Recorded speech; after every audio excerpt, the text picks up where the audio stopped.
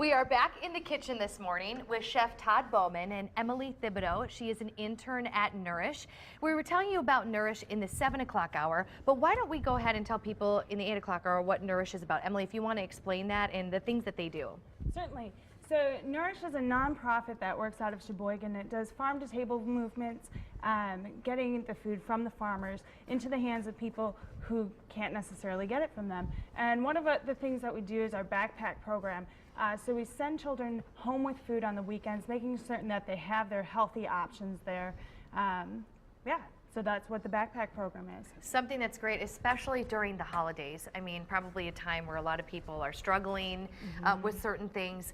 This morning, Chef Todd Bowman is sharing some great recipes that could be served at your next holiday party. But before we get to what he's cooking up, Emily, let's talk about what we made in the 7 o'clock hour, which is right here. What is this?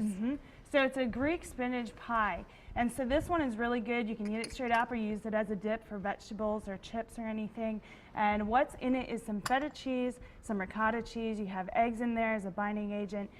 We also sauteed the spinach, mixed it together. You wrap it in phyllo dough, which is that super flaky crust, and then bake it at 350 for about 20 or 30 minutes. So. Okay, wonderful. Recipe is online as well. Todd, what are you whipping up over there? We're doing another fusion dish over here. We're taking your standard holiday meatballs. Everybody's got the meatballs that they do one way or another. What we're doing is a cranberry curry today. Okay. So we're making our own barbecue sauce. I toasted off some curry, put some orange juice and cranberries in there. And the beauty of cranberries as they cook, you'll get the fresh ones, they start popping, and then once they pop, they get so thick like this. Just beautiful. It's so fun to work with.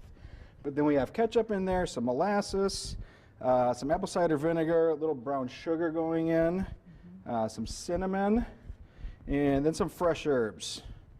And that's about it for barbecue sauce. And you could easily take that recipe we have online, replace the cranberries with mangoes, and you have this beautiful mango barbecue now.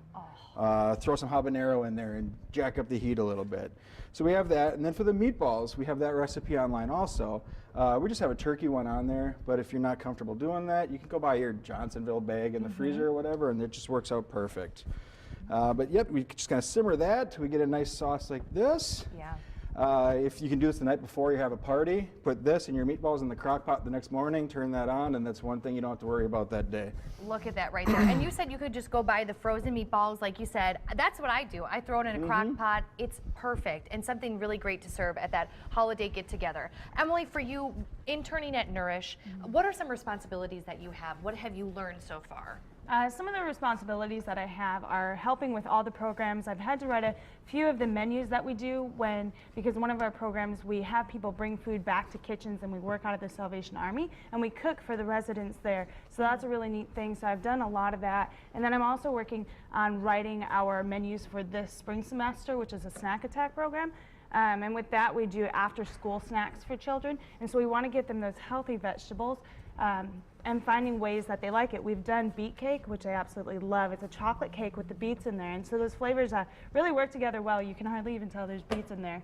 So, and with the frosting that we put on it, they eat it. You'll have to come on the show next time and make that. The chocolate cake is pretty good. It doesn't sound very good. I'm not gonna lie. Beet cake, but I'll have to try it to believe it. And Todd, for you, I know Nourish is something you're very passionate about as well. Why do you think this is so important? For me, I want to be tied to food as much as I possibly can. And I'm done with restaurants. I'm at that point in my life where I need some family time. I need to do something else, and honestly, a chance to give back. So we actually, for Thanksgiving, my whole family, my kids and my wife, came down to Sheboygan with me, and we worked at Give a Gobble, help feed up to 1,000 people for Thanksgiving that day. And just trying to do our best to make sure that people know that food's out there, and all you need to know is some brief ideas of how to cook it and make it worthwhile. And you can get away from the processed food and start eating a little healthier. Definitely. We do have all of the information online, the recipes that they created this morning, the link to Nourish. I was checking out their Facebook page yesterday. Really is a great page. You have to go check it out. I mean, a lot of resources for you and a lot of tools too. Yep, and we have a lot of changes coming up. We just hired a new executive director, and that's spurred some really cool movements with getting that Facebook page up to date, making some website changes in the next month or so. So keep an eye on us. Wonderful. Well, Todd, Emily, thank you for being with us. Go to our website to learn more, get these recipes, make them for your next party. Good Day Wisconsin will be right back.